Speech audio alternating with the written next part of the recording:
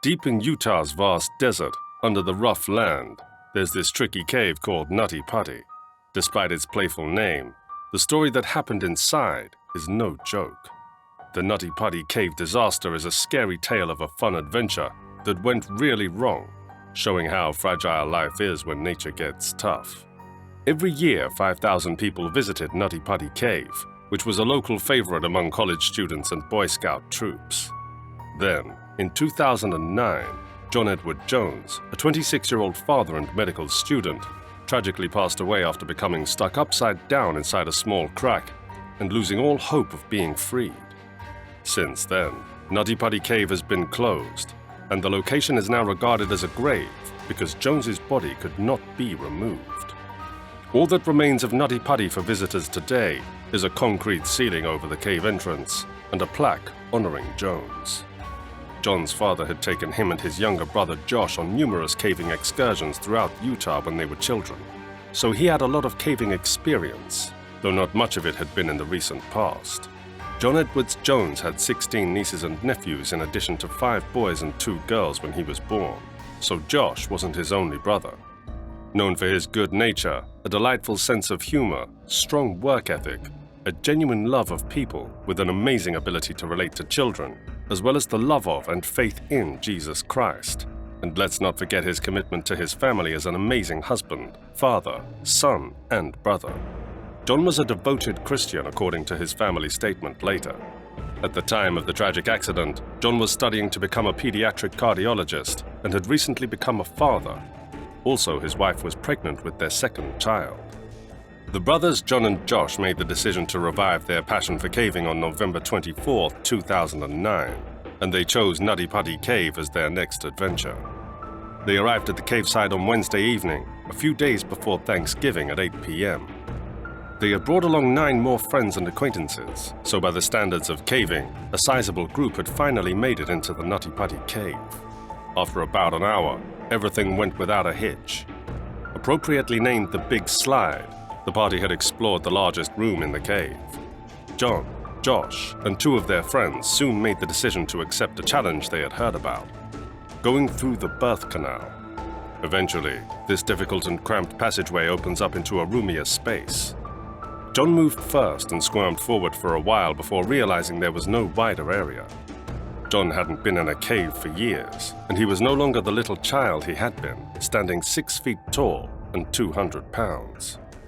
John made the decision to locate the birth canal, a narrow passage that spelunkers must cautiously crawl through, if they dare, about an hour into the caving expedition. He discovered what he believed to be the birth canal and crawled forward, pushing forward with his fingers, hips, and stomach. But in a matter of minutes, he realized he had made a serious error.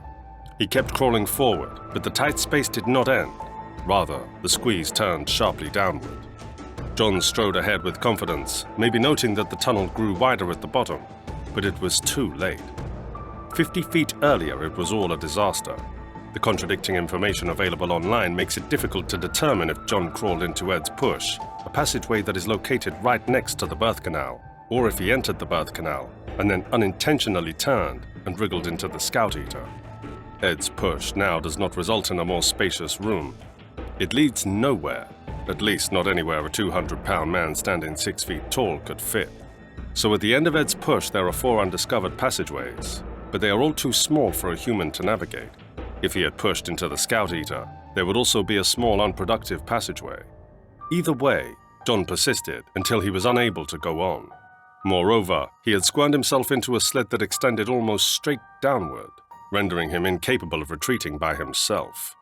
The slit, measuring a mere 10 by 18 inches, was where he found himself. This opening is about the same size as that of a front-loading washing machine, only it wasn't a perfect circle, and he got stuck in the narrowest spot. John was trapped inside the cave over 100 feet below the surface, and his only options were to wait and pray.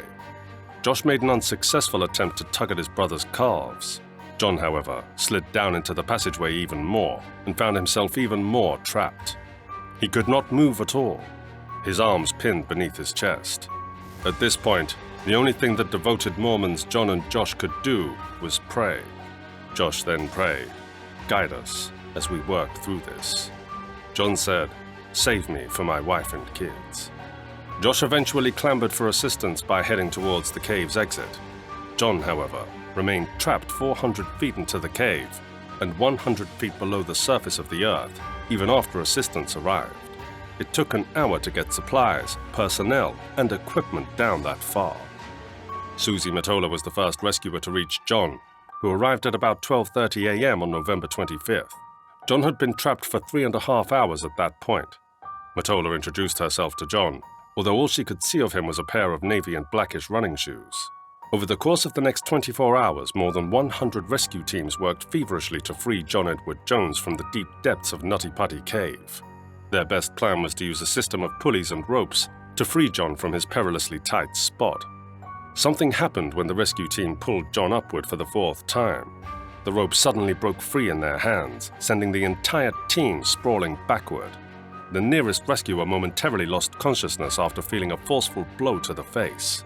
All he saw when he regained consciousness was dust. After the dust had settled, he saw that the closest key bolt had broken off, and the stone arch right near John's legs, where the rope was tied, had broken. In the dust, he was unable to pinpoint John's exact location, but he soon discovered that John had fallen back down the crack, appearing to go even farther than before. John's body position added to the complexity. The ceiling above his feet hung so low that the rescuers couldn't just pull him out because his feet would get in the way. He was trapped almost upside down, with only his feet visible to them. Rescuers worked feverishly for some time, but their initial system of climbing cams proved ineffective. Afterwards, they attempted to employ a rope pulley system fastening the pulleys with bolts that would drill deeply into the cave walls. John's downward position had caused his heart to strain for hours on end. With no chance of rescue, he passed away from cardiac arrest just before midnight on November 25, 2009. It took 27 hours for the rescuers to attempt to save John. Despite the terrible news, his family thanked the rescuers for their assistance. Rescue teams with cave experts and volunteers rushed to help.